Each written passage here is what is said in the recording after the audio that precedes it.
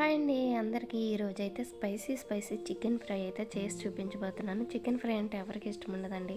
ఒకసారి ఈ స్టైల్లో చేసి చూడండి. ముందుగా స్టవ్ ఆన్ చేసుకొని అడుగు మందంగా ఉన్న ఒక పాత్ర తీసుకొని స్టవ్ మీద పెట్టుకొని 5 స్పూన్ల నూనె వేసుకున్నాను.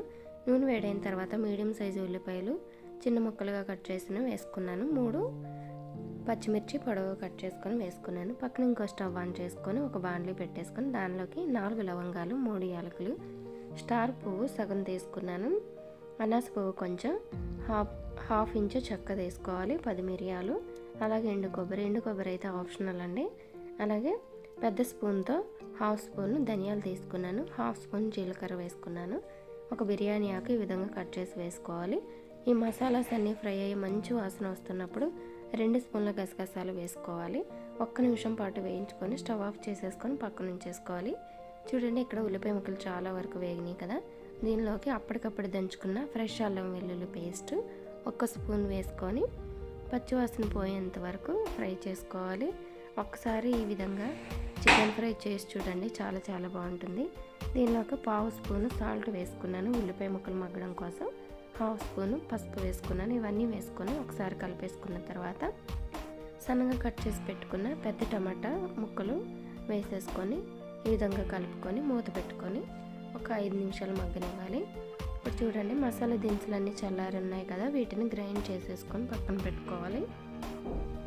ఈ మసాలా అనేది చాలా ఇంపార్టెంట్ ఈ ఫ్రైకి.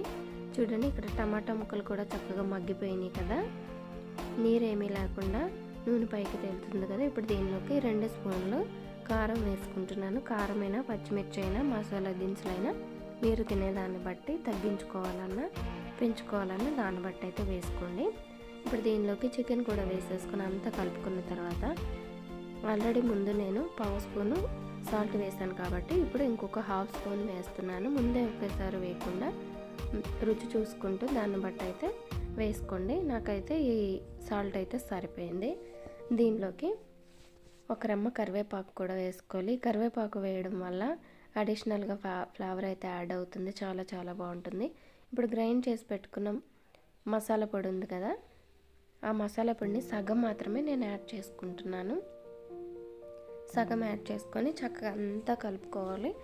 ఇక్కడ నుంచి మూత పెట్టకుండా చికెన్ అయితే ఫ్రై చేసుకోవాలండి. కాస్త ఓపికగా ఫ్రై చేసుకోవాలి, అడుగు పడుతూ ఉంటుంది కాబట్టి. చూడండి, ఈ మసాలాస్ చక్కగా కలిసినాయి, అడుగు పడుతూ ఉంది కదా, అడుగు పట్టకుండా చక్కగా ఈ విధంగా గీకుతూ ఫ్రై చేసుకోవాలి. ఓపికగా ఫ్రై చేసుకుంటే ఈ చికెన్ ఫ్రై చాలా బాగా వస్తుందండి టేస్ట్ అయితే.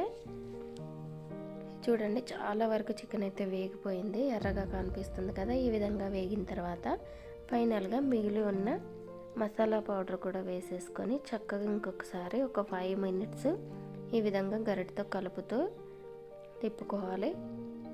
ఇప్పుడు దీనిలోకి సన్నగా కట్ చేసి పెట్టుకున్న కొత్తిమీర కూడా వేసుకొని ఒక 5 నిమిషాలు దగ్గరుండి ఈ విధంగా గరిటతో కలుపుకోవాలండి. ఈ చికెన్ ఫ్రై అయితే చారు, సాంబారు దేనిలోకైనా కూడా సైడ్ డిష్గా చాలా బాగుంటుంది. ఫైనల్గా చికెన్ ఫ్రై అయితే రెడీ అయిపోయింది. స్టవ్ ఆఫ్ చేసేసుకొని ఒక సర్వింగ్ బౌల్లోకి సర్వ్ చేసేసుకోవాలి. ఎప్పుడు ఒకేలా కాకుండా ఈ విధంగా కూడా ఒకసారి చికెన్ ఫ్రై అయితే ట్రై చేసి చూడండి, చాలా బాగుంటుంది. బ్యాచిలర్స్ అయినా వంట రాని వాళ్ళైనా కూడా చాలా చక్కగా చేసేసుకోవచ్చండి. చూసారు కదా, వీడియో కనుక నచ్చినట్లయితే లైక్ చేయండి, షేర్ చేయండి, నా ఛానల్కి సబ్స్క్రైబ్ చేయండి.